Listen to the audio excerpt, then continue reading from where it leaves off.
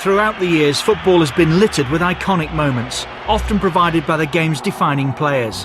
From Pelé to Puskás, Zico to Zidane. Career-defining moments, however, are few and far between. In Munich's Olympic Stadium in 1988, with one swing of his right boot, Marco van Basten delivered his. The goal I made was a long ball from Muren.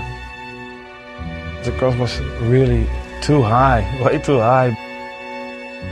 Who was taking a time to arrive.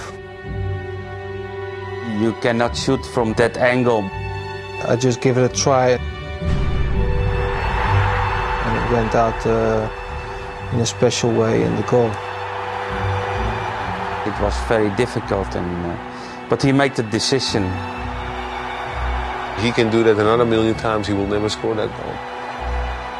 It was not luck, because he did it.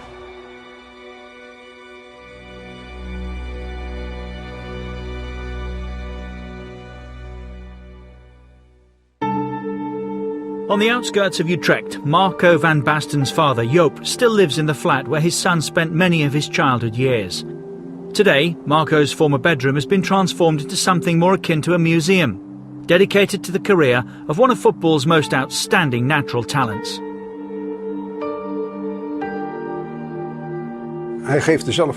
Himself, he doesn't care much for it at all. Even when he visits, he doesn't go into his room to see how it all looks. I did all of this myself. If it had been up to him, well, he just doesn't see the need. He's very down to earth.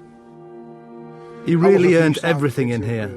That's why I kept it all up to date, with a view to it being put on display sometime in the future. Because his legacy in football will live on, and he deserves it.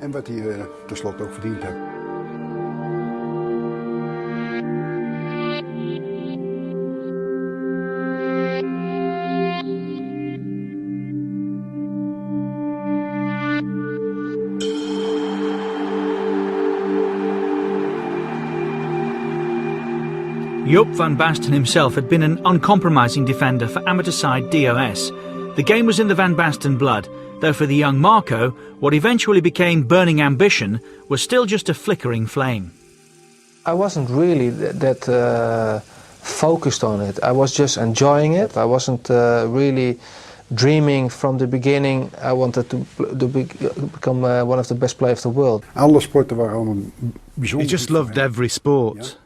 And that was his lifeblood. But it would always be around the neighbourhood playing football. He was just made for football. And little by little I get more specialised in football, and then I was thinking about becoming a professional player. Like many before him, as a youngster, Marco played anywhere he could. In later years, his name would grace a sports complex built on the site of his earliest footballing forays, a mere corner kick away from his childhood home. But it was just across the Amsterdam Rhine Canal at local sports club UVV where he truly fell under the game's influence. One of his earliest coaches was Fred de Klein. He hated losing. He only wanted to win right from the start, and that is very important. There was a part of him from a very young age. He would play football on the street day and night, and even there he wanted to win every game. It was his life. He couldn't even sleep at night because of it. He had to win. Such resolve would prove essential. Marco was already facing his future.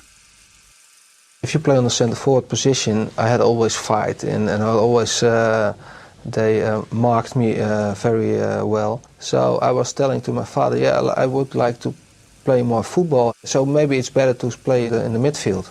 And my father said, no, just stay in the attack, because it's better, because that's the most difficult position, and there it's the position where you learn the most. Marco quickly learned he was a natural goalscorer, though at times aptitude and attitude were far from equal partners. On such occasions, Joop's influence proved decisive. He once had a defender marking him who was 2 feet taller than him, and this guy did nothing but kick him from behind. They just tried to stop me in every way. He was so angry. He walked off down the canal and I saw him go, so I went after him. My father said to me, okay, if you don't go back to the field, I will kick you back in the field by myself. So he went back, and having gotten over his frustration, he completely fooled the guy, scored twice and won the match. He explained, okay, if the opponent plays like that, you have to take it like a compliment because they are not able to stop you, and okay, that's part of the football, and so I accepted it. I've seen this kind of thing several times. Once I was sitting in the stand by the pitch and he came to sit next to me. So I said, "What are you doing here?" And he said, "It's raining." So I said, "Either get back on the pitch or I'll kick your backside." You see, when they're young, you have to teach them persistence and show them what they should and shouldn't do. Yeah, we talked a lot about football, and he was also very critical often. But in the end, I think it helped. Clearly talented beyond his years, Marco's reputation was further enhanced by an endorsement from the legendary Johan Cruyff. He had amazing qualities. I mean, with his foot, right foot, left foot, his head, he was very intelligent. Word was spreading. In Milan, former player Sandro Mazzola was still on the staff at Internazionale and, having organised a five-a-side tournament, invited Cruyff to bring along a Dutch team. He said, "I'll bring you this 15-year-old. Marco was only 15 then. And I said to him, "Look, this is a professional tournament." And he said, no, this boy's already halfway there. You'll see what a player he is." He was playing with great players, both on his team and the opposition, but he wasn't at all afraid. He wanted the ball, he ran around, he dribbled, he took shots. Straight away, I saw this was a real talent. After nearly a decade at UVV, it was clear Marco's ability would take him further. Ultimately, and fittingly, to Holland's most decorated club. Ajax had genuine European pedigree. 3 consecutive European Cups during the early 70s had made sure of that. For Van Basten, it was a logical move, and progress was rapid as he learnt from a bona fide Dutch master. Cruyff came back from, I think, America, and he was training some trainings with the youth of Ajax with us. So we were playing with him, and that was an honor for us, and we were really excited also. One of the problems I had was always talking, always showing. It helped him a lot, I think. I was coming to Ajax when I was 16 and played for the youth, and then halfway I was playing for the second team of Ajax. And then in April I could make my debut for the first team of Ajax. Marco came on as a substitute for Johan Cruyff, and it took him only 10 minutes or so to score. And of course that was the best thing that could have happened to him. Van Basten scored 9 times in his first full season at De Meer, but even as a teenager he was already his own man. More introvert and more quiet. On the other hand, Marco isn't the guy who's always friendly and quiet, because if something is boring him, he will tell you. Well, it was difficult. He was not always a team player. Marco was always on his own way in the pitch, and but outside of that, he was a friendly person, and is a friendly person. He knew what he wanted, and he wanted to do everything to reach his goals.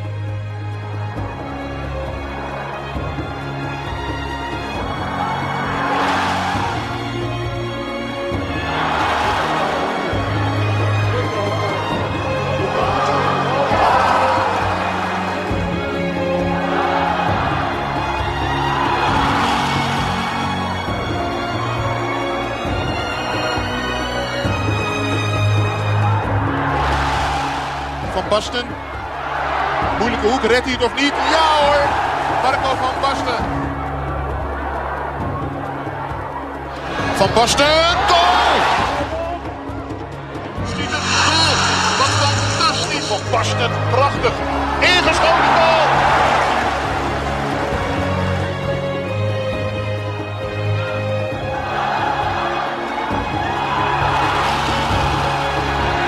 Van Basten, schitterend! Schitterend, Marco van Basten. Playing alongside the likes of Cruyff, Koeman and Rijkaard, it was inevitable the young striker would fulfil his potential. And how? An astonishing 117 goals in 112 matches, many of them marked with true genius, meant Van Basten finished as top scorer for 4 consecutive seasons. In the 85-86 season alone, he scored 37 goals in only 26 league matches, a feat which brought him the Golden Boot.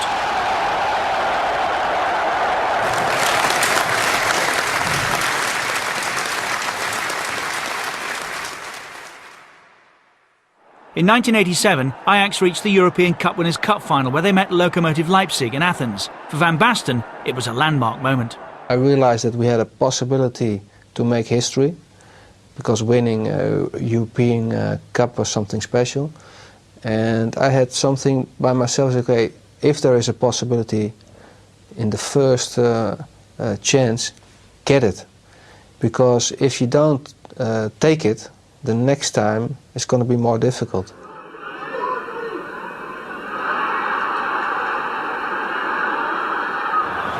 Van Basten, het is 1-0.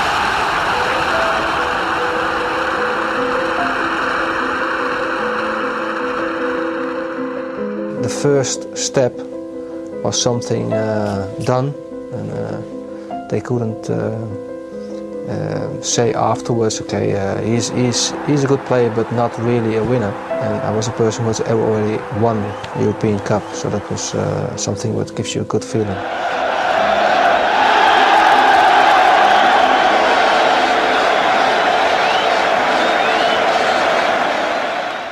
Back in Milan, the young Dutchman had not been forgotten. During his early years at Ajax, he'd signed a pre-contract agreement with Internazionale, thanks to the continued interest of Sandro Mazzola. Towards the end of that season, though, Van Basten had fallen ill.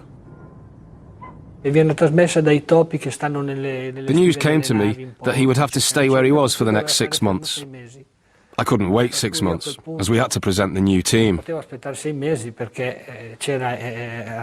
in the end, we never drew up a definitive contract. And then things changed in Italy. We were no longer allowed to sign foreign players. And when eventually we were able to, someone a lot better than me took him to AC Milan. For the Nerazzurri, Van Basten was the one that got away. Worse still, he would go on to achieve legendary status with their San Siro rivals. At that time, the big players went to Italy. AC Milan was a very traditional club, and there was a new president who wanted to make history. So that was the reason why we chose for Milan.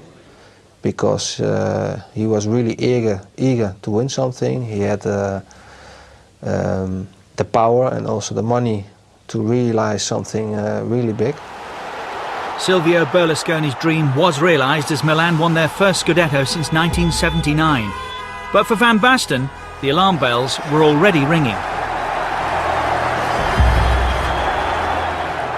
I didn't play well because of my problem with my ankle. And then on a certain moment, okay, I have to stop because I can't train anymore, I can't play anymore. So I went to Barcelona to a doctor who had nothing to do with Ajax or Milan or whatever.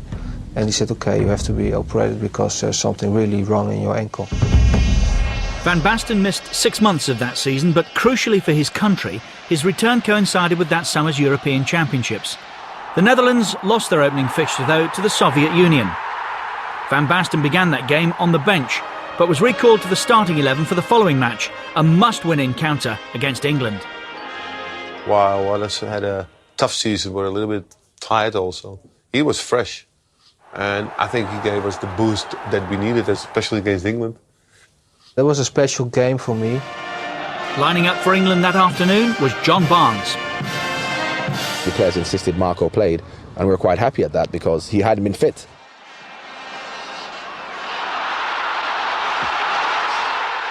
We ruled that decision because he was just an incredible player, Marco van Basten. He was a complete footballer.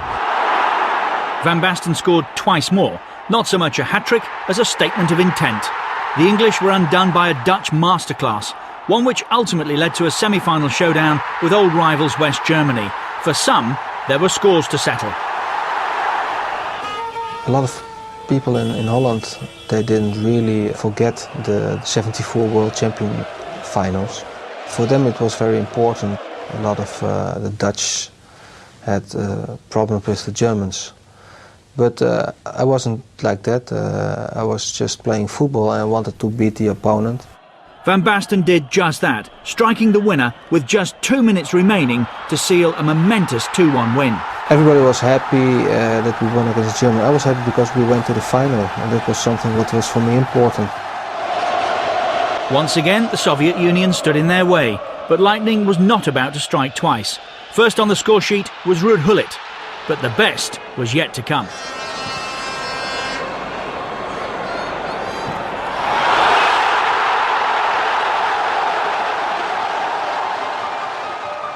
Marco made something out of it that was something to remember. It was just a moment, and we are still celebrating it. I jumped up in front of the television. I had tears in my eyes. I really cried.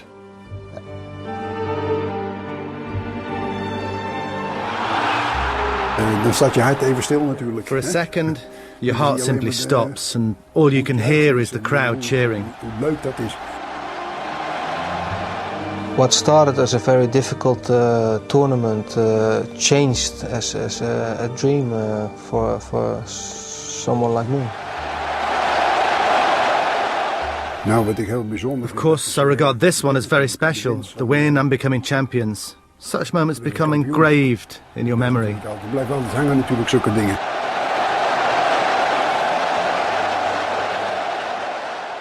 It was something not really expected, but I was happy that my ankle was feeling much better, and I couldn't start pretty good and fresh on the next season with AC Milan. Van Basten had peaked internationally, but Milan went from strength to strength. The club's Dutch contingent was further boosted by the arrival of Marco's former Ajax teammate, Frank Rijkaard.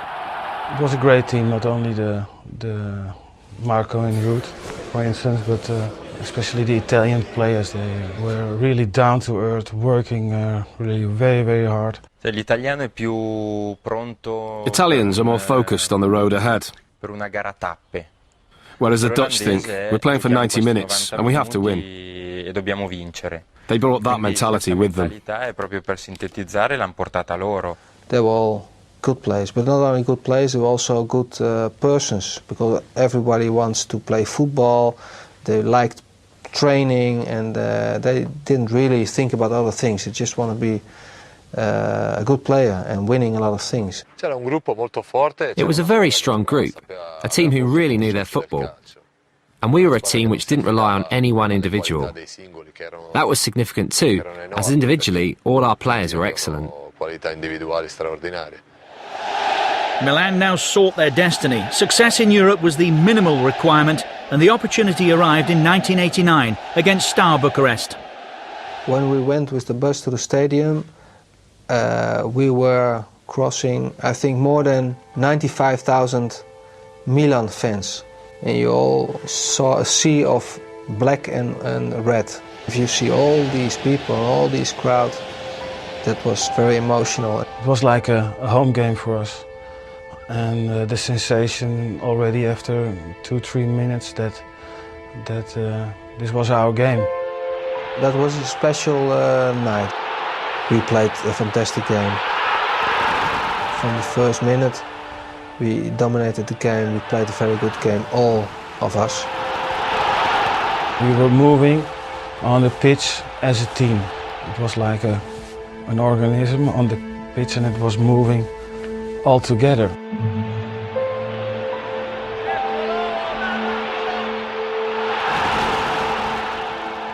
I think it was, one of the perfect games that we played.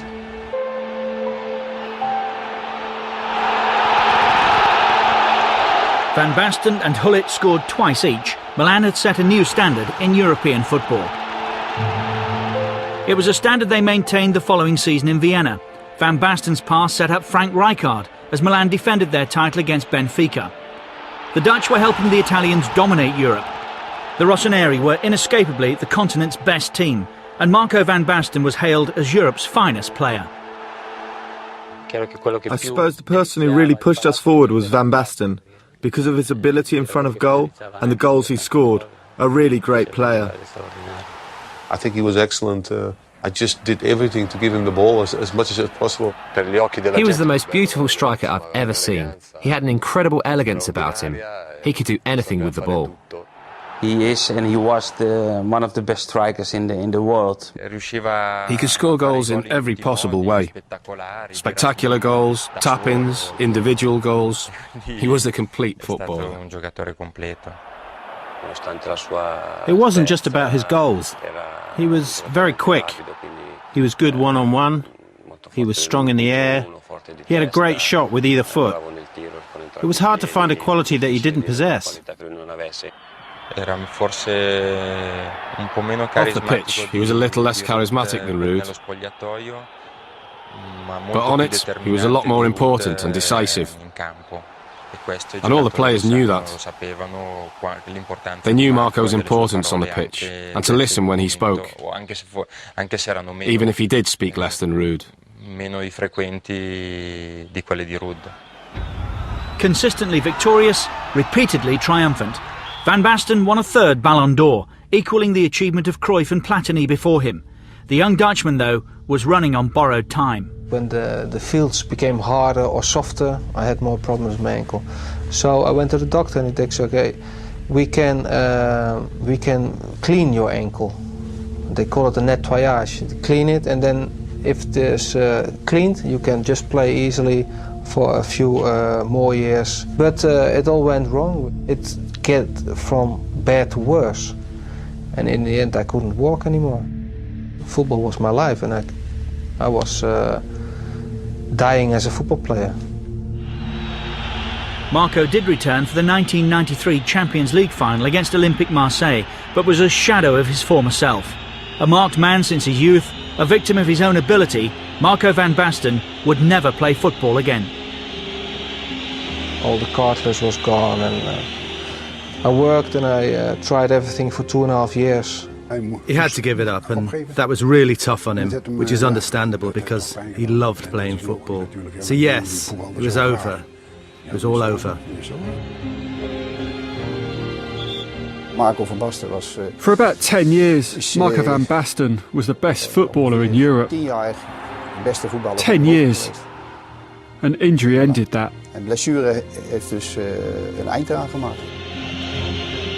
It was very, very difficult to accept the fact that I had to stop playing football. It was something what I never ever had expected. Milan's success continued without Marco, but from the touchline the view was bittersweet. I was still young. I was when it happened. It was only 28 years, and I had still so much possibilities and will to show to all the people and to play football. It was a pity that I couldn't continue. That was something what is just bad luck. Van Basten moved into coaching with spells back at Ajax either side of a stint in charge of the national team.